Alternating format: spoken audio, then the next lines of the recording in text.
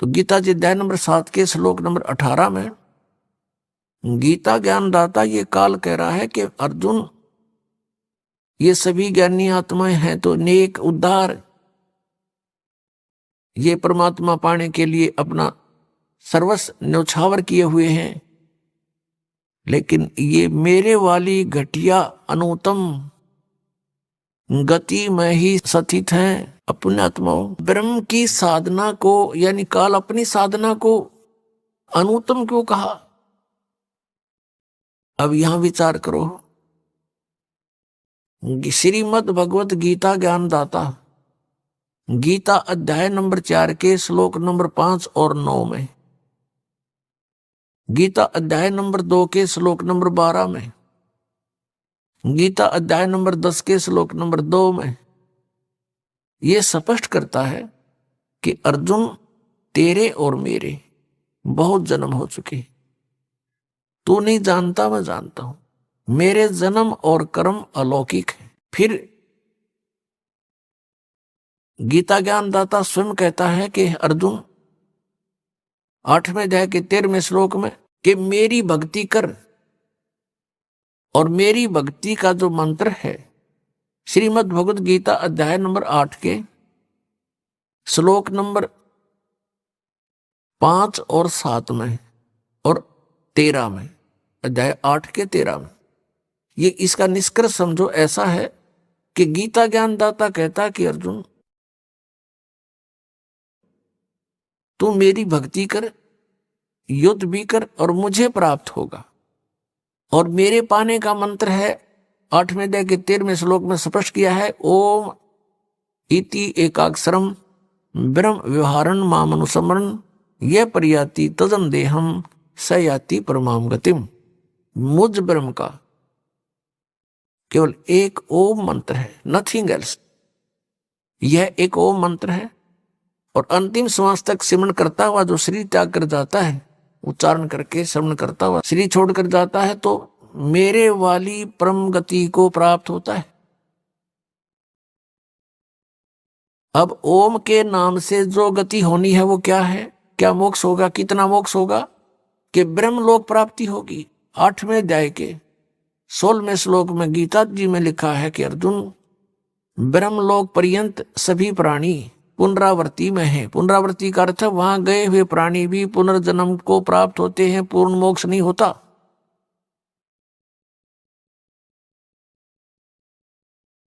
और यह अनुवादकर्ताओं ने 8वें अध्याय के 16वें श्लोक में अनुवाद गलत कर दिया। इन्होंने कर दिया कि मुझे प्राप्त प्राणी का पुनर्जन्म नहीं होता। इसका अर्थ ये बनता है कि जो ये विद्यते माने विद्य धातु है, ये विद्य माने जानना भी होता है, कि जो ये नहीं जानते कि मुझे प्राप्त प्राणी का पुनर्जन्म होता है, तो वो मेरी साधना करके ब्रह्मलोक में जाने से भी पुनरावृत्ति को ही प्राप्त होते हैं, ब्रह्मलोक प्राप्त करते हैं और वहां से भी फिर जन्म मृत्यु में ही रहते। यदि यहां इनके अनुवाद को सही माने गीता अनुवादकर्ताओं का कि मुझे प्राप्त प्राणी का, गीता ज्ञानदाता कह रहा है कि मुझे प्राप्त प्राणी का पुनर्जन्म नहीं होता, तो ये सारे, और ये गीता जी अध्याय नंबर 4 के श्लोक 5, 9, गीता अध्याय नंबर 2 का श्लोक 12 और गीता अध्याय नंबर 10 का श्लोक 2, ये झूठे हो जाते हैं कि ये कहता है मेरे भी जन्म मृत्यु होते, तेरे साधक के भी, यानी तू मेरा साधक है तो तेरे भी जन्म मृत्यु होंगे अर्जुन। तो यहां इन्होंने अर्थों के अनर्थ कर डाले। अब गीता जी अध्याय नंबर 17 के श्लोक नंबर 23 में कहा कि ओम तत्सत इति निर्देश है ब्रह्मण त्रिविध समर्थ है। ब्रह्मण माने सच्चिदानंद घन ब्रह्म का 3 मंत्र के ओम तत्सत मंत्र की साधना का निर्देश है, नथिंग एल्स। और कोई मंत्र नहीं उस परमात्मा के पाने का, यानी पूर्ण मोक्ष कराने का। अब गीता जी अध्याय नंबर 8 के श्लोक नंबर 1 में अर्जुन ने पूछा कि आपने 7वें अध्याय के 29वें श्लोक में जिस तत्ब्रह्म के विषय में कहा कि तत्ब्रह्म को जानकर, सारे अध्यात्म को जानकर और पूरे सब कर्मों से परिचित प्राणी केवल जरा और मरण से मुक्ति पाने के लिए प्रयत्न करते हैं, वे संसार की किसी वस्तु की इच्छा नहीं रखते। तो 8वें अध्याय के प्रथम श्लोक में पूछा फिर किम तत्ब्रह्म, वो तत्ब्रह्म, वो परमात्मा कौन है, वो परमेश्वर कौन है। 8वें अध्याय के तीसरे श्लोक में गीता ज्ञानदाता ने कहा कि वो परम अक्षर ब्रह्म है, यानी गीता ज्ञानदाता से कोई अन्य है वो।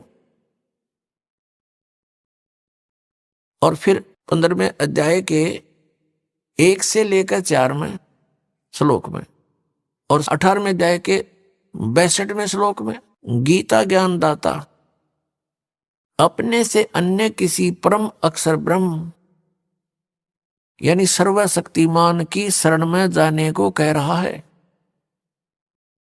उसकी कृपा से ही तू परम शांति को और सनातन परम धाम को प्राप्त होगा, 18वें अध्याय के 62वें श्लोक में। और गीता जी अध्याय नंबर 15 के श्लोक 1 से 4 का निष्कर्ष है कि उल्टा लटका हुआ संसार रूपी वृक्ष है और इसके सभी पार्ट्स को, सभी भागों को जो व्यक्ति जानता है, स वेदवित, वो वेद के तात्पर्य को जानने वाला है, अर्थात वो तत्वदर्शी संत है। गीता जी अध्याय नंबर 4 के श्लोक नंबर 32 में आपने अभी सुना, उसमें कहा कि जो अभी तक आपको ज्ञान बताया मैंने, चौथे अध्याय के 25 से लेकर 31 तक मंत्रों में, कोई ऐसी साधना करता है, कोई ऐसे यज्ञ करता है, कोई ऐसे यज्ञ माने धार्मिक अनुष्ठान करता है, उनसे हटकर चौथे अध्याय के 32वें श्लोक में कहा कि इस प्रकार की बहुत से विस्तार के साथ यज्ञों की जानकारी, धार्मिक अनुष्ठानों की जानकारी सच्चिदानंद घन ब्रह्म यानी ब्रह्मणे मुखे, उस सच्चिदानंद घन ब्रह्म की वाणी में लिखा है और वो तत्व ज्ञान है। चौथे अध्याय के 34वें श्लोक में कहा कि उस ज्ञान को तू तत्वदर्शी संतों के पास जाकर समझ, उनको दंडवत प्रणाम करने से, कपट छोड़कर प्रसन्न करने से वो तत्वदर्शी संत तुझे परमात्म तत्व का ज्ञान कराएंगे, उस तत्व ज्ञान से परिचित कराएंगे। तो यहाँ 15वें अध्याय के 1 से लेकर 4 में तत्वदर्शी संत की पहचान बताई है। वो कैसा होगा? ऊर्ध्व मूलम अधः शाखम अश्वत्थम प्राहु अवम छंदासी यस्य प्रणानी ये तम वेद स वेदवित। ऊपर को जड़ वाला, नीचे को तीनों गुण रूपी शाखा वाला, ये एक अविनाशी पीपल का वृक्ष तुल जानो, इस संसार रूपी वृक्ष समझो, और इसके पत्ते आदि सभी विभाग हैं, छंद हैं, और यह तम वेद इस अज्ञान में छुपे हुए इस संसार रूपी वृक्ष के सभी विभागों को जो जानता है, स वेदवित, वह तत्वदर्शी संत है, वह वेद के तात्पर्य को जानने वाला। अब 15वें अध्याय के 1 से लेकर 4 का जो तात्पर्य है श्लोक का, कि वो तत्वदर्शी संत है और इस संसार रूपी वृक्ष की ऊपर को जड़ है, नीचे को तीनों गुण रूपी शाखा है। रजगुण ब्रह्मा, सदगुण विष्णु, तमगुण शिव जी तो शाखा है। गीता ज्ञानदाता कहता है कि इसके बारे में तत्वदर्शी संत बताएंगे। उसने केवल इतना ही कहकर छोड़ दिया है। फिर कहा कि तत्वदर्शी संत की प्राप्ति के उपरांत 15वें अध्याय के 4 श्लोक में परमेश्वर के उस परम पद की खोज करनी चाहिए जहां जाने के बाद साधक फिर लौटकर कभी संसार में नहीं आते। ये है वो वास्तव में परम गति, ये है वो पूर्ण मोक्ष जो परम अक्षर ब्रह्म दे सकता है। ये ब्रह्म नहीं दे सकता, ये काल नहीं दे सकता, गीता ज्ञानदाता नहीं दे सकता। और जब तक जन्म मृत्यु समाप्त नहीं होगी तो सुख शांति नहीं हो सकती। इसलिए गीता जी अध्याय नंबर 18 के श्लोक 62 में कहा कि अर्जुन तू सर्वभाव से उस परमेश्वर की शरण में जा, और उस परमेश्वर की कृपा से ही तू परम शांति को और शाश्वतम स्थानम यानी सनातन परम धाम को प्राप्त होगा। वो है वो परम पद जहां जाने के बाद कभी लौटकर संसार में नहीं आते। वो सत्यलोक है, शाश्वत स्थान, सदा रहने वाला स्थान यानी सत्यलोक। गीता जी अध्याय नंबर 8 के श्लोक नंबर अब 1 में अर्जुन ने पूछा कि किम तत्ब्रह्म, उसका उत्तर दिया 3 श्लोक में 8वें अध्याय के में कि वो परम अक्षर ब्रह्म है। 8वें अध्याय के 5 और 7 में तो गीता ज्ञानदाता कहता है मेरी भक्ति कर मुझे प्राप्त होगा, लेकिन युद्ध करना ही पड़ेगा। यानी ओम से शांति कभी नहीं हो सकती, ओम के जाप से जन्म मृत्यु सदा रहेगी, और कर्म ये युद्ध करना ही पड़ेगा। फिर 8वें अध्याय के 8, 9, 10 में ये स्पष्ट किया है कि 17वें अध्याय के 23वें श्लोक में तो वो मंत्र बताया जिस तब सच्चिदानंद घन ब्रह्म मिलेगा, उसकी प्राप्ति होगी। और उसकी प्राप्ति के बाद फिर जन्म मृत्यु कभी नहीं होता, सनातन परम धाम प्राप्त होगा। तो यहां बताया कि उसकी भक्ति जो करता है, तत्वदर्शी संत की खोज करके, तत्वदर्शी संत से ये उपदेश प्राप्त करके, ओम तत्सत का, ओम तत्सत ये जाप नहीं है, ओम तो सीधा सरपुरुष का, ब्रह्म का, और तत् और सत ये सांकेतिक है। तत् है ये अक्षर पुरुष का, और सत है ये परम अक्षर ब्रह्म का, परम अक्षर पुरुष का, जो 8वें अध्याय के 3 श्लोक में जिसके विषय में जानकारी दी। श्रीमद् भगवत गीता अध्याय नंबर 15 के श्लोक नंबर 16 और 17 में 3 पुरुष हैं, सरपुरुष अक्षर पुरुष। 16वें श्लोक में कहा कि सरपुरुष और अक्षर पुरुष ये 2 प्रकार के प्रभु हैं, परमात्मा हैं। वास्तव में परमात्मा नहीं है, लेकिन इनको भी परमात्मा कहते हैं। ये इनके अंतर्गत जितने प्राणी हैं और इनके सभी स्थूल शरीर यानी नाशवान है, ये भी नाशवान है, दोनों प्रभु यानी पुरुष, और इनके अंतर्गत जितने प्राणी वो भी नाशवान है। जीवात्मा तो किसी की भी नहीं मरती, गधे कुत्ते की भी ना मरती। अब 15वें अध्याय के 17वें श्लोक में फिर कंसेप्ट क्लियर कर दिया कि उत्तम पुरुष है तू अन्य है। उत्तम पुरुष वो श्रेष्ठ परमात्मा, वो परम अक्षर ब्रह्म की तरफ संकेत है, जो संसार रूपी वृक्ष की मूल है, और उस मूल से सबको आहार प्राप्त होता है। पूरे संसार रूपी वृक्ष का उसी से पोषण होता है, वृद्धि को प्राप्त होता है। तो 15वें अध्याय के 17वें श्लोक में गीता ज्ञानदाता कह रहा है कि वो उत्तम पुरुष है तू अन्य है, और परमात्मा इति उदाहरते, जिसको परमात्मा कहा जाता है। और वो उत्तम पुरुष श्रेष्ठ परमात्मा तो कोई और है, 16वें श्लोक में वर्णित इन दोनों सरपुरुष और अक्षर पुरुष से कोई और है। वो कौन है? वो परम अक्षर पुरुष है। परम अक्षर ब्रह्म कहो, परम अक्षर पुरुष कहो, उसको पूर्ण ब्रह्म कहो, या उसको सत्य पुरुष कहो। सत्य माने अविनाशी, पुरुष माने प्रभु। और वही यह लोक चरम आविश्य विवर्ती, वही तीनों लोकों में प्रवेश करके सबका धारण पोषण करता है। अवय ईश्वर है, वो है वास्तव में अविनाशी परमेश्वर। अब 8वें अध्याय के 8, 9, 10 श्लोक में स्पष्ट किया है कि अर्जुन जो उस परम अक्षर ब्रह्म की साधना करता है, जो 8वें अध्याय के 3 श्लोक में गीता ज्ञानदाता जिसके विषय बता रहा है, उसकी जो भक्ति करता है उस मंत्र से, जो तत्वदर्शी संत से प्राप्त करके, वो फिर उसी को प्राप्त होता है, या उसको प्राप्त होता है। तो वो अविनाशी परमात्मा है, वो तो सतलोक में रहता है, सनातन परम धाम में रहता है। तो इस प्रकार जीव का मोक्ष होता है। अब हमारी पवित्र श्रीमद् भगवत गीता ये ज्ञान दे रहा है, और गीता ज्ञानदाता अपनी साधना को अनुत्तम बता रहा है। और ये अज्ञान आधार से अनुवाद करता हमारे गुरु, पूर्व के गुरु जो थे अज्ञानी, इन्होंने अनुत्तम का अर्थ ही अति उत्तम कर डाला 7वें अध्याय के 18वें श्लोक में और 7वें अध्याय के 24वें श्लोक में। इन अनर्थ कर डाले। 18वें अध्याय के 66वें श्लोक में गीता ज्ञानदाता कहता है कि सर्वधर्मान परित्यज माम, मेरे सतर की जितने भी धार्मिक क्रियाएं हैं, अनुष्ठान हैं, वो मुझ में त्याग दे, यानी मुझे सौंप दे। जैसे ओम तत् सत में 3 मंत्र है। ओम तत् ये सांकेतिक, सत भी सांकेतिक है। ओम तो ब्रह्म का है। कहते मेरे सतर की जितनी पूजाएं तूने की है वो मुझे दे दे, और उसके पश्चात उस परमेश्वर की एकम शरणम व्रज, एकम जिसके बराबर दूसरा ना हो, अद्वितीय सर्वशक्तिमान यानी परम अक्षर ब्रह्म, उसकी शरण में व्रज माने जाना होता है। इन अज्ञानियों ने सबने व्रज माने आना कर रखे, आजा मेरी शरण में आजा। फिर ये गीता ज्ञानदाता कहता है कि अहम तवा सर्व पापे भो मोक्षामि मासुच, फिर मैं तुझे सब पापों से मुक्त कर दूंगा, तू चिंता ना कर।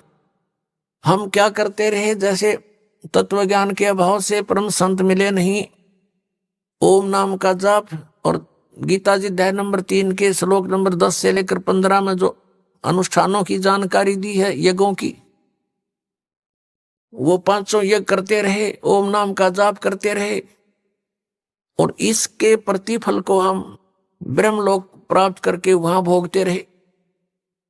और ब्रह्मलोक में जाने के बाद फिर हम वापस जन्म मृत्यु में रहे, हमारे ऊपर ये दंड बना रहा, और पाप के आधार से हम नरक भी जाते रहे। अब जब हमें परम अक्षर ब्रह्म मिल जाते हैं, उस सतनाम के जाप से, 2 अक्षर के सतनाम के जाप से हमारे पाप नाश हो जाते हैं। और हम क्या करते रहे, पुण्य तो हम स्वर्ग में खाते, और पापों को भोगने के लिए इसने नरक बना रखा, उस नरक में हम भोगते, दंड, दुख पाते, दंड पाते, और फिर 84 लाख योनियों के कष्ट भी भोगने पड़ते। यहाँ का ऐसा विधान है। तो ये क्या कहता है कि जब तू उसकी शरण में चला जाएगा तो मेरे सतर्क का जो हम क्या जो अपना पुण्य था वो बर्बाद कर देते थे, उस पुण्यों को हम इसको दे देंगे। हम इसके ऋणी हैं। कैसे ऋणी हैं कि इस काल भगवान ने 70 युग तपस्या करके और 64 युग एक, तब इसने ये 21 ब्रह्मांड प्राप्त किए थे परम अक्षर ब्रह्म से, इस सरपुरुष ने, सरब्रह्म ने। और ये आप देख रहे हैं पृथ्वी कैसे घूम रही है, ये स्वयं भी घूम रही है ऐसे, और ये ऐसे भी घूम रही है। हम इसमें अपनी गलती से इसके साथ बैठकर आगे इसके विमान में, यहां आगे हम 16 शंख कोश की दूरी पर। अब यहां आने के बाद इसने हमारा दुरुपयोग किया। हम जो पूंजी लेकर आए थे, हम बड़े सेठ साहूकार के पुत्र थे, परम अक्षर ब्रह्म के पुत्र पुत्री थी, और हम बहुत धनी थे। हम अपनी पूरा पूंजी लेकर साथ आए थे।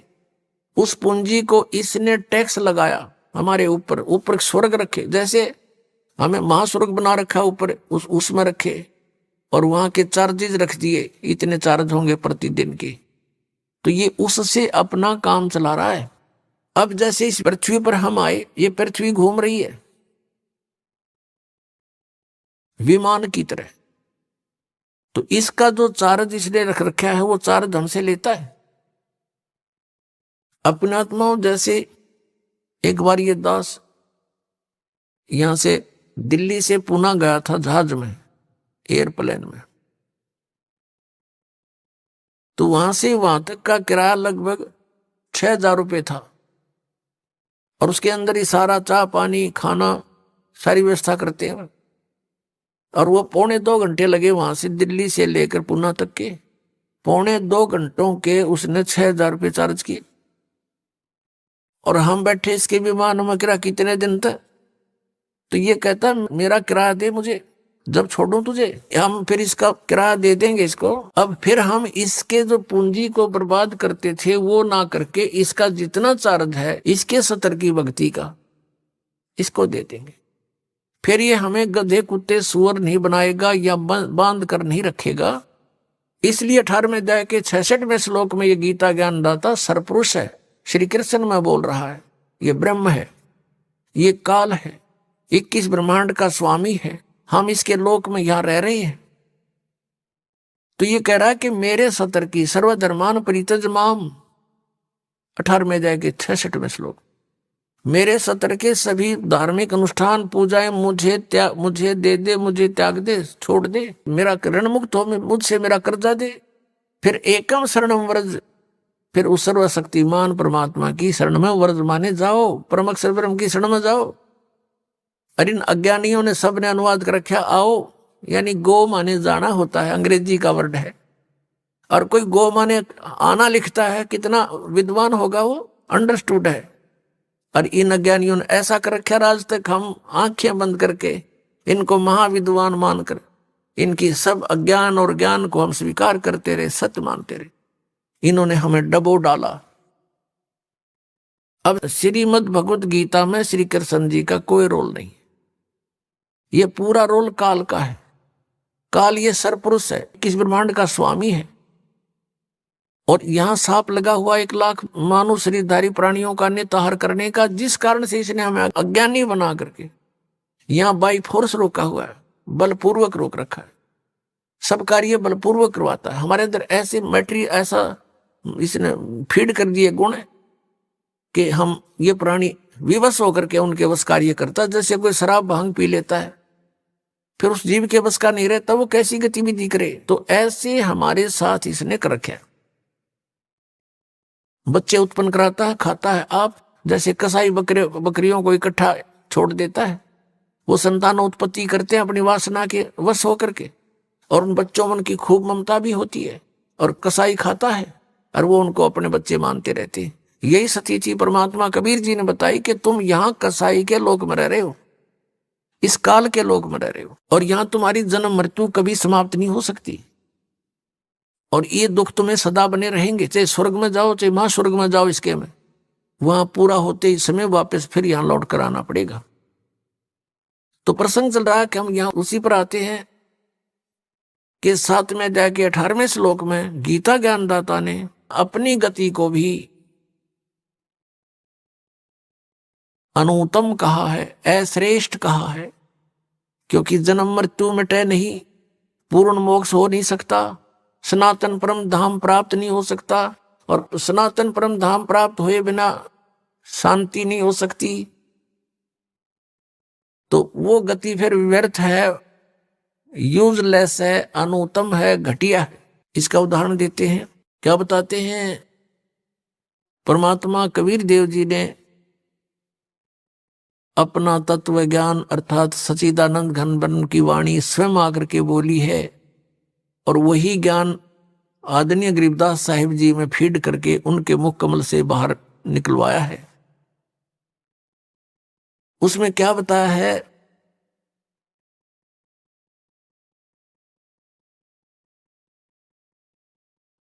बैतरक सोणी अक्षय करी, चुनक ऋषि स्वर एक, ये दे धारे जोरा फिरे, ये सभी काल के भेख। बेहतर अक्षौणी अक्षय करी, क्षय माने नाश कर दिया, बेहतर अक्षौणी का किसने? चुनक ऋषि स्वर एक, चुनक नामक एक ऋषिवर ने, ऋषिश्वर, ऋषिश्वर देख कितनी गहरी शब्द लाया मालिक ने इनके साथ। एक तो ऋषि सिंपल, एक ऋषिस, एक ऋषिश्वर, ऋषियों में भी श्रेष्ठों से भी श्रेष्ठ। उस ऋषि के ये लक्षण हैं क्या? कि बेहतर अक्षौणी मानदाता चक्रवर्ती राजा की बेहतर अक्षौणी का नाश कर दिया, खा गया। अक्षय करी, बेहतर अक्षौणी अक्षय करी, चुनक ऋषि सुवर एक, ये दे धारे जोरा फिरे, ये सभी काल के बेख। दे धारे जोरा, जोरा माने मौत है। जिनको तुम ऋषि महर्षि मानते थे, परमात्मा कहते हैं, और जो ब्रह्म तक के पुजारी थे, ईश्वर पुरुष के पुजारी थे, ओम नाम का जाप करते थे, वेदों अनुसार वो कहते हैं हम साधना करते हैं, वो काल तक के पुजारी हैं, ब्रह्म तक के पुजारी हैं, काल के भेख हैं, यानी काल के उपासक हैं। भेख होता है उपासक समूह, उसमें से ये एक है। कहते हैं या दे धारे जोरा फिरे, तुम ऋषि समझो, ये तो एटम बम फिरे हैं शरीर दारी, ये मौत फिरे चलती फिरती, जरा सा कोई कह दे उसमें फूक दे, ऐसी सिद्धियों से युक्त है ये, अब तुम ऋषि में ऋषि मानते उनको। तो यहां बताए हैं कि इस काल के पुजारी, इसलिए ये अनुत्तम है ये साधना कि बेहतर सोनी अक्षय करी, चुनक ऋषिश्वर एक, और ये दे धारे जोरा फिरे, तुम ऋषि को हो, ये तब मौत आंड है या मौत भटक रही है, तुम्हें जरा सा छेड़ दिया, इसके प्रतिकूल कार्य थोड़ा सा भी कर दिया, वचन से ही तुम्हें भस्म कर दे, और ये सभी काल के भेख हैं। दुर्वासा को पेता समझ न आई नीचे, 56 करोड़ यादव कटे, मची रुधिर की कीचे। परमात्मा बता रहे हैं कि दुर्वासा को पे तहा, और समझ न आई नीच। देख कामदेव ने दुर्वासा जैसे न महर्षि तोप माने थे, और परमात्मा इनको नीच कहता। ये इसे नीच थे, कैसे थे कि 56 करोड़ यादव कटे और मची रुधिर की कीच। कीच माने गारा, कीचड़े। ओए होए, ये दे धारे जोरा फिर सभी काल के भेख है। अब एक समय अभी दोनों उदाहरण सुनाते हैं आपको। अब ये जैसे चुनक ऋषि थे, ये ज्ञानी आत्मा थी। अब फिर आते हैं हम 7वें अध्याय के 16 और 17 और 18 पर। इसमें लिखा है कि 4 प्रकार के साधक मेरी साधना करते हैं। ब्रह्म कह रहा है, गीता ज्ञानदाता सरपुरुष श्री कृष्ण में प्रवेश करके बोल रहा है। कह रहा कि मेरी साधना नहीं, ब्रह्म साधना भी 4 प्रकार की करते हैं। नंबर 1 आर्त, अर्थार्थी और जिज्ञासु और ज्ञानी। आर्त तो होते हैं जो संकट निवारण के लिए वेद मंत्रों के द्वारा ही कोई अनुष्ठान करते हैं, और अर्थार्थी वो होते हैं जो धन लाभ के लिए, अपने व्यवसाय में बढ़ोतरी के लिए, वृद्धि के लिए वेद मंत्रों से ही कुछ जंतर मंत्र करते हैं वो, और किसी और अन्य किसी ग्रंथ से कोई सहयोग नहीं लेते।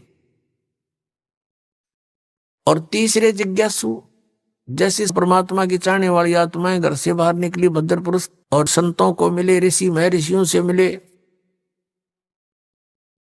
उनसे ज्ञान प्राप्त करके और स्वयं ही वक्ता बन गए, परमात्मा पाने की चेष्टा नहीं करी। उन जिज्ञासुओं ने ज्ञान ग्रहण करने की इच्छा में जीवन व्यर्थ कर दिया और वक्ता बनकर सुनाने लग गए। ये भी तीनों व्यर्थ बताए हैं। और चौथा ज्ञानी, ये चौथी प्रकार का जो ज्ञानी है, इसके विषय में कहा कि ये मुझे पसंद है और इसको मैं पसंद हूं, इसको मैं अच्छा लगता हूं और ये मुझे अच्छा लगता है। कौन कहता है? गीता ज्ञानदाता। अब गीता ज्ञानदाता इसको अच्छा क्यों बताते हैं? क्योंकि 7वें अध्याय के 12 से लेकर 15 में तीनों गुणों, रजगुण ब्रह्मा, सतगुण विष्णु, तमगुण शिव जी की साधना करने वालों को गीता ज्ञानदाता कहता है कि ये राक्षस स्वभाव को धारण किए हुए मनुष्यों में नीच दूषित कर्म करने वाले मूर्ख मेरी भक्ति नहीं करते। गीता जी अध्याय नंबर 7 के श्लोक नंबर 12 से 15 में तीनों गुण, रजगुण ब्रह्मा, सतगुण विष्णु, तमगुण शिव जी की जो साधना करते हैं और इन्हीं तक जिनकी बुद्धि सीमित है, वो मेरी भक्ति नहीं करते। ये मूर्ख अपनी भक्ति के विषय बता रहा है। ये 4 प्रकार के करते हैं। इन 4 प्रकार में से भी फिर ज्ञानी को कहता है कि ये ज्ञानी मुझे पसंद है, मुझे अच्छा लगता है, क्योंकि इसने मुझे मेरी भक्ति की, और इसको मैं अच्छा लगता हूं क्योंकि ज्ञानी वो होता है जिसको ये ज्ञान हो जाए कि भाई मनुष्य जीवन का उद्देश्य क्या है। उसको उद्देश्य का पता लगता है कि इस उद्देश्य केवल यही है कि मोक्ष हो, जन्म और मृत्यु से छुटकारा हो। और वेदों में लिखा है कि जन्म और मृत्यु का छुटकारा तो केवल परम अक्षर ब्रह्म की शरण में जाने से होगा। एक विचार करना पुण्यात्माओं, जैसे अभी आपको सुनाया कि 18वें अध्याय के 62वें श्लोक में कहा है कि अर्जुन तू सर्वभाव से उस परमेश्वर की शरण में जा, उसकी कृपा से ही तू परम शांति को और सनातन परम धाम को प्राप्त होगा। गीता जी अध्याय नंबर 15 के श्लोक नंबर 1 से 4 में कहा कि उल्टे लटके हुए संसार रूपी वृक्ष को जो जानता वो तत्वदर्शी संत है, उसके सभी भाग बता देता है। तो उसके पश्चात परमेश्वर के उस परम पद की खोज करनी चाहिए, तत्वदर्शी संत की प्राप्ति के उपरांत, जहां जाने के बाद साधक फिर लौटकर कभी संसार में नहीं आते। और अपनी जानकारी चौथे अध्याय के 5वें और 9वें श्लोक में, दूसरे अध्याय के 12वें श्लोक में, 10वें अध्याय के दूसरे श्लोक में गीता ज्ञानदाता कहता है, अर्जुन तेरे और मेरे बहुत जन्म हो चुके, तू नहीं जानता मैं जानता हूं। तो इससे सिद्ध हो गया कि वो अपने से किसी अन्य परम अक्षर ब्रह्म की तरफ संकेत करा कि उसकी शरण में जाने से मोक्ष होगा। तो इन ज्ञानी आत्माओं ने वेदों को पढ़ा, क्योंकि श्रीमद् भगवद गीता चारों पवित्र वेदों का सारांश है, कोड वर्ड इसमें अधिक है। और उसको तत्वदर्शी संत ही जान सकता है, गीता ज्ञान दाता भी अपरिचित है। उसने ऑप्शन छोड़ दिया है कि तत्वदर्शी संत बताएगा। तो इन ज्ञानी आत्माओं को जिन्होंने वेदों को पढ़ा, उसमें उनको ये जानकारी होगी कि तीनों गुण की भक्ति नहीं करनी चाहिए, इसे मोक्ष नहीं हो सकता। फिर उनको ये भी ज्ञान हुआ कि मनुष्य जीवन केवल मोक्ष प्राप्ति के लिए प्राप्त है। फिर इनको वेदों से ये भी जानकारी हुई कि पूर्ण मोक्ष तो उस समर्थ शक्ति से होगा, पूर्ण परमात्मा से होगा। अब चारों वेदों में केवल वे ऑफ वर्शिप तो ब्रह्म तक की है और जानकारी परम अक्षर ब्रह्म की अत्यधिक है।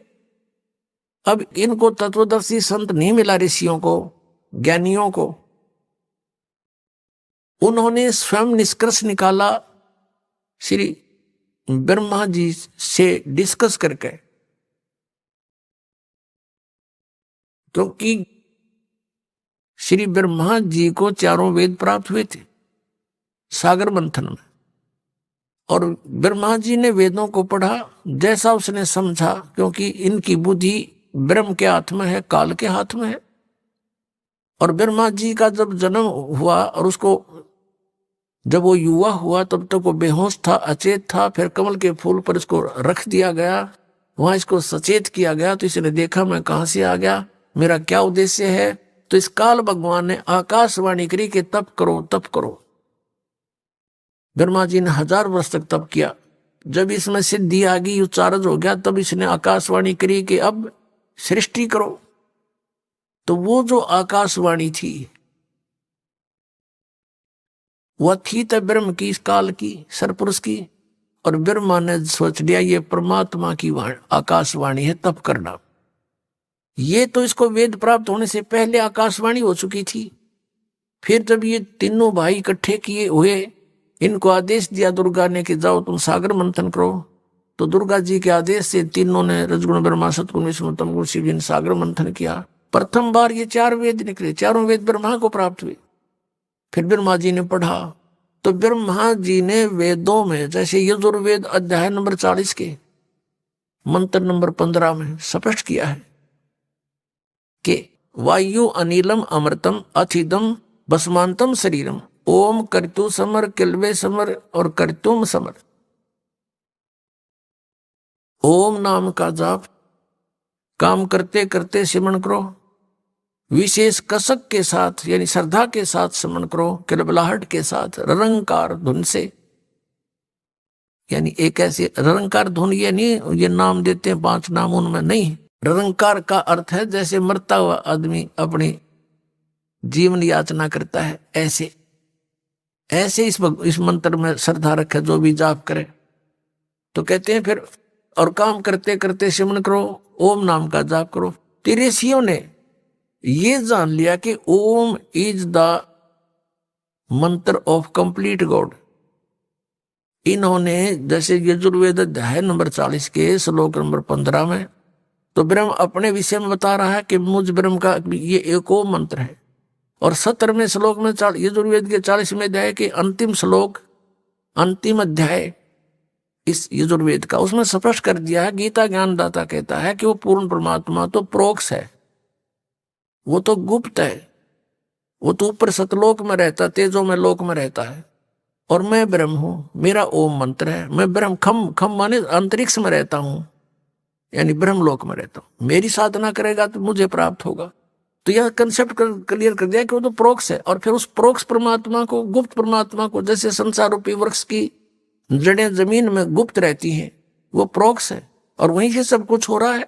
तो जैसे गीता जी अध्याय नंबर 4 के श्लोक नंबर 32 और 34 में कहा है कि उस तत्व ज्ञान को जो परमात्मा ने आकर बोला है वो तत्व ज्ञान है, सच्चिदानंद घन ब्रह्म की वाणी में। उस ज्ञान को तत्वदर्शी संतों के पास जाकर समझो, उनको दंडवत प्रणाम करने से और फिर नम्रता पूर्वक प्रश्न करने से वो तत्वदर्शी संत तुझे उस परमात्मा के बारे में जानकारी देंगे। गीता ज्ञानदाता कहता मैं नहीं जानता उसके विषय। अब ये यजुर्वेद अध्याय नंबर 40 के श्लोक नंबर 10 से लेकर 13 में कति कंसेप्ट क्लियर वही किया है कि कोई तो परमात्मा को जन्म लेने वाला बताते हैं, साकार। कोई कहते हैं वो असंभवात, वो जन्म लेता ही नहीं, उत्पन्न नहीं होता, वो निराकार। इसकी जानकारी वो धीराणाम, धीराणाम माने तत्वदर्शी संत जिनका टिकाऊ ज्ञान है, वो बताएंगे, उनसे सुनो। तो इससे सिद्ध हो गया कि वेद ज्ञान दाता और गीता ज्ञान दाता एक है। ये कहता कि मैं भी उस वास्तविक ज्ञान से अपरिचित हूं। तो इन ऋषियों को वो तत्वदर्शी संत मिला नहीं।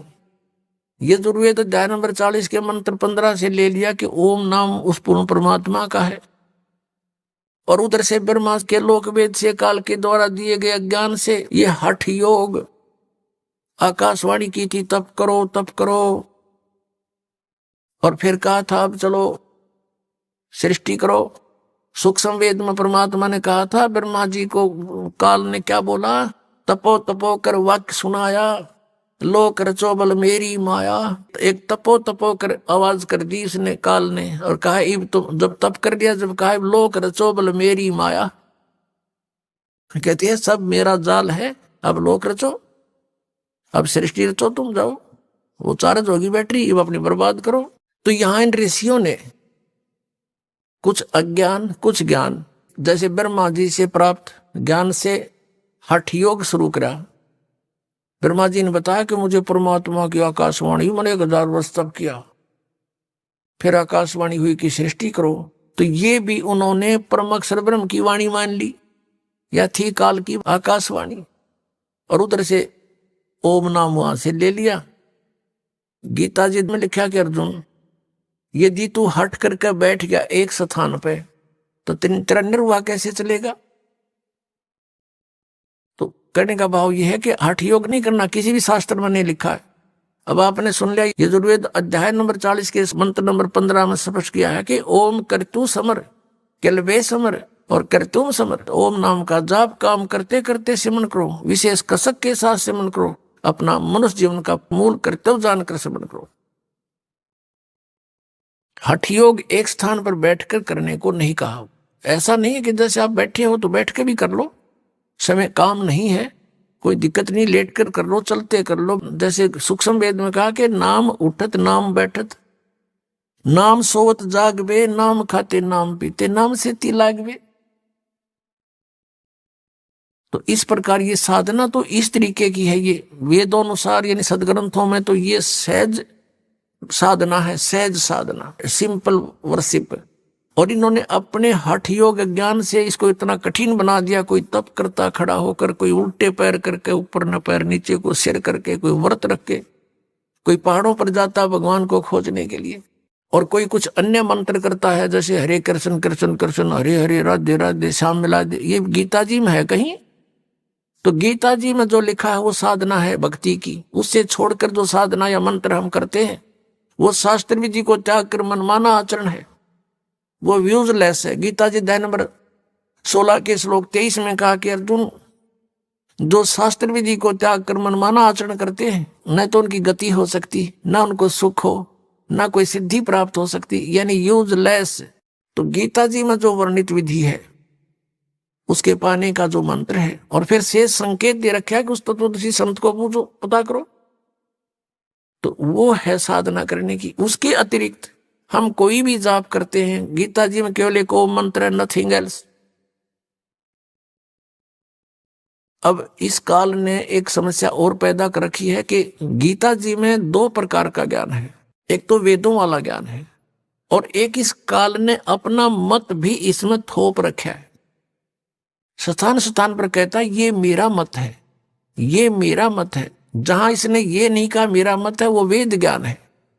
तो इसने 6ठे अध्याय में लिखा है कि एक एकांत स्थान में बैठकर ऐसा आसन लगाओ जो ना ऊंचा हो ना नीचा हो, और बढ़िया मृगछाला या कोई अच्छा वस्त्र बिछाओ, और नाक के अग्र भाग पर ध्यान लगाओ। ये है इसका अपना मत। और फिर श्रीमद् भगवद गीता अध्याय नंबर 3 के श्लोक नंबर 8 में क्या लिखा है देखिएगा। श्रीमद् भगवद गीता, अब ये अध्याय नंबर 3 है श्रीमद् भगवद गीता का, और श्लोक नंबर 8 है। यहां से ये शुरू है, यहां इसका अनुवाद है, तू शास्त्र विहित कर्तव्य कर्म कर, के शास्त्रों में लिखा हुआ साधना उसके अनुसार साधना कर, क्योंकि कर्मों के न करने की अपेक्षा कर्म करना, कर्म ना करना यानी एकांत स्थान पर बैठ कर हठ योग करना की अपेक्षा कर्म करना ही श्रेष्ठ है। तथा कर्म न करने से तेरा निर्वाह, शरीर निर्वाह भी तो नहीं सिद्ध होगा।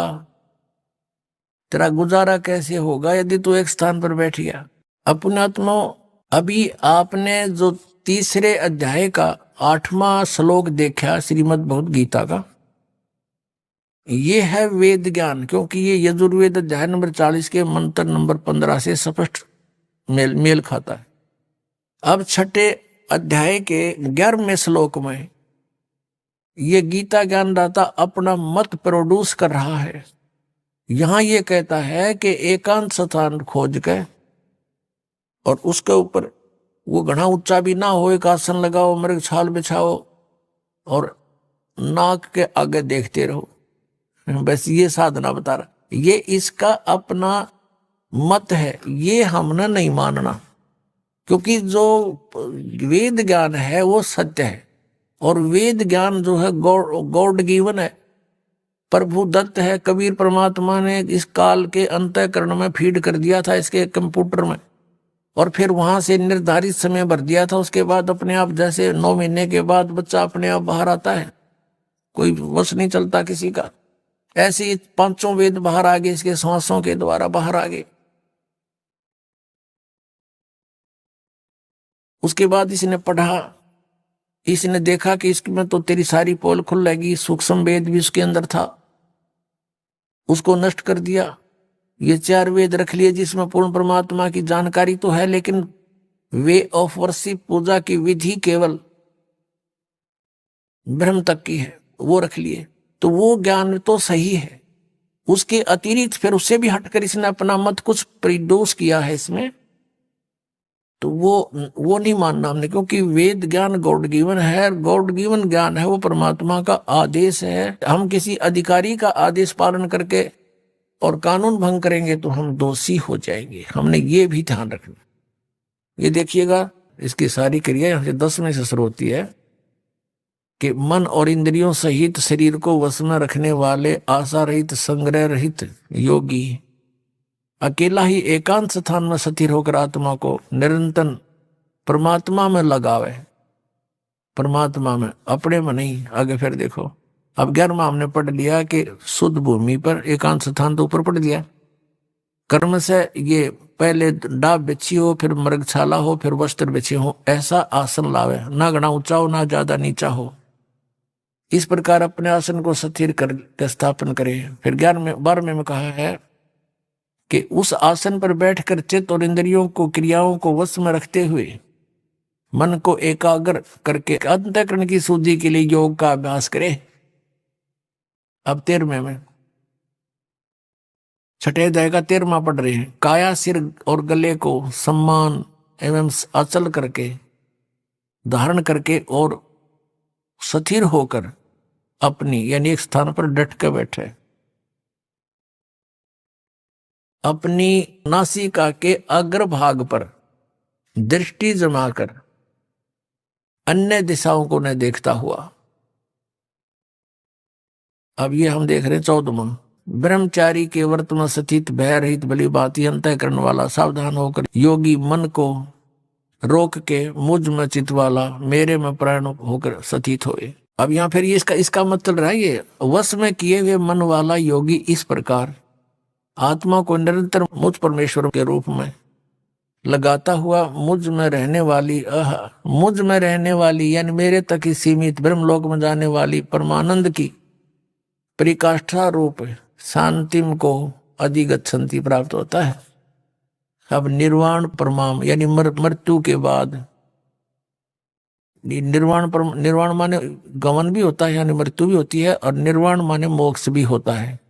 निर्वाण परमामम यानी श्रेष्ठ, मेरे सतर का जो मुझ में रहने वाला जो श्रेष्ठ प्रमाण है, उस शांति को प्राप्त होगा। ब्रह्मलोक में जाएगा ब्रह्म का साधक, और वहां जिसी शांति है वो तन प्राप्त हो जाएगी। अंडरस्टूड है। अब देखो 6 अध्याय के 16वें श्लोक में फिर ये भी कहा कि अर्जुन, यह योग न तो बहुत खाने वाले का और न बिल्कुल न खाने वाले का, बहुत खाना तो यू है, पेट दड़ी पक्का खा ले अंगड़ाई टूटे, भक्ति हो को ना। और बिल्कुल न खाना, व्रत रखना। व्रत रखना भी गीता में मना है, और ये व्रत रखवाओ एकादशी का, ये कहां से लाए? और न बहुत सहन करने वाले सोने वाले का, और न घना अधिक जागने वाले का सिद्ध होता है। अब ये साधना भी जो इसने बताई है काल भगवान ने, ब्रह्म ने, इसने अपने सतर का ज्ञान भी दिया है कि इस प्रकार करो, और इससे मेरे से मिलने वाली जो शांति है उसको प्राप्त हो सकते हो। और ब्रह्म से जिसी शांति मिला पता ही है, ब्रह्मलोक में गए, वहां से फिर जन्म मृत्यु में, जैसे चुनक ऋषि की चल रही है ये क्रिया, उसके लिए बताया जा रहा है। तो ये छठे अध्याय का है, ये 10 से लेकर और अभी आपने 16 तक पढ़ा। 16 में तो ये भी कंसेप्ट क्लियर कर दिया है कि व्रत रखना भी व्यर्थ है, और ये एकादशी का व्रत तो बहुत महत्वपूर्ण कर बताते हैं। तो ये लोक वेद है, दंत कथा है, इनकी शास्त्र रहित ज्ञान है, उसके करने से कुछ भी लाभ नहीं होगा। गीता जी अध्याय नंबर 16 के श्लोक नंबर 23 के अनुसार। अब हम फिर उसी प्रसंग पर आते हैं कि जैसे तीसरे अध्याय के 8वें श्लोक में गीता ज्ञानदाता कहता है, यदि तू एक स्थान पर बैठ गया, ये तो वेद ज्ञान है, और काम छोड़ दिया, तेने कर्म करेगा नहीं, तो तेरा निर्वाह कैसे होगा? ये तो सही है। और यहां इसने बताया छठे अध्याय के अंदर 10 से लेकर 15 तक, ये बताया कि इस प्रकार करने से और मुझ से मिलने वाली जो शांति व तन पता जैसी मिलेगी, ब्रह्मलोक प्राप्त होगा, वो प्राप्त हो सकती। तो ये इसका मत है। हमने इसके मत को स्वीकार नहीं करना जो सूक्ष्म वेद में लिखा है, और उसके वही जो का जो गीता में मिलता है वो सही क्लियर ज्ञान है, स्पष्ट ज्ञान। अब हम आते हैं उसी प्रसंग पर कि वेदों में कहीं पर भी ये 2.5 घंटे सुबह 2.5 घंटे शाम बैठकर साधना करने का विधान नहीं, और न ही परमात्मा प्राप्त महापुरुषों की वाणी में, जिन्होंने भगवान पाया, जिनमें कौन कौन है? आदरणीय धर्मदास साहिब जी, आदरणीय मलुकदास साहिब जी, आदरणीय नानक साहिब जी, आदरणीय दादू साहिब जी, आदरणीय गरीबदास साहिब जी, गांव छुड़ानी, जिला झज्जर हरियाणा वाले, और आदरणीय घीसा दास साहिब जी, गांव खेकड़ा, जिला मेरठ वाले, उत्तर प्रदेश वाले। इन महापुरुषों की वाणी, इनकी क्रियाएं, इनका जीवन देखिएगा आप। ये सभी काम करते थे, गृहस्थी थे, बाल बच्चेदार थे, अपना जो भी जिसका जैसा व्यवसाय था उस काम के करते करते भक्ति किया करते थे, और वैसा ही विधान वो बताकर हमें चले गए। हम अब उसी प्रसंग पर आते हैं 7वें अध्याय के 18वें श्लोक में, जो गीता ज्ञानदाता कहता है कि मेरी साधना करने वाले, जो मेरी भक्ति करते हैं, वो मेरे वाली ही अनुत्तम गति में सचित है, इसी में रह गई, पार नहीं हुई। तो ये चुनक ऋषि था, इसने वेदों को पढ़ा, और ब्रह्मा जी या अन्य ऋषियों से कुछ ज्ञान जो इसने ग्रहण किया, उससे तो हठ योग और ओम नाम का जाप, ये वेदों अनुसार ब्रह्म का काल की पूजा कर ली। तो इन दोनों को करते हुए ये क्या करते हैं? पहले बैठते हैं, ओम नाम का जाप शुरू करते हैं, उच्चारण करते करते, फिर धीरे धीरे ये अंतर्मुखी होने लग जाते हैं, हठ योग करते रहते हैं साथ में। हठ योग करते हैं तो इनकी अंदर जो हमारे शरीर में चैनल बने हुए, चैनल जैसे टीवी में होते, मूल कमल ये गणेश जी का चैनल है, उसके लोक में जो कुछ भी क्रियाएं हो रही हैं उसको हम अपनी बॉडी में बने इस चैनल पर देख सकते हैं, जिसका ये चैनल ऑन हो गया। और दूसरा स्वाद चक्र है, उसमें सावित्री ब्रह्मा जी का चैनल है, उसके लोक जो भी कार्यक्रम हो रहा है इसमें हम देख सकते हैं। फिर नाभि कमल है, नाभि कमल में विष्णु और लक्ष्मी जी के लोक की क्रियाएं इस नाभि कमल रूपी चैनल में आप देख सकते हैं, वहां के हो रहा है। जिसकी आत्मा इसमें पहुंच गई उसमें वो वहां देख सकता है, दूरबीन इसकी वहां लग गई है। हृदय कमल में दोनों सतनों के बीच में, यहां हृदय कमल है, बैक में, रीढ़ की हड्डी के अंदर की तरफ, बैकबोन के अंदर की तरफ, तो वहां पर भगवान शिव और पार्वती का मन ये चैनल है, कमल है, और उनके लोक में जो कुछ भी होता है वो इसमें देखा जा सकता है। और कंठ कमल में यहाँ पीछे की साइड में दुर्गा जी का यानी देवी का स्थान है, उसके लोक में जो कुछ भी क्रियाएं होती है यहाँ आप कंठ कमल में देख सकते हैं।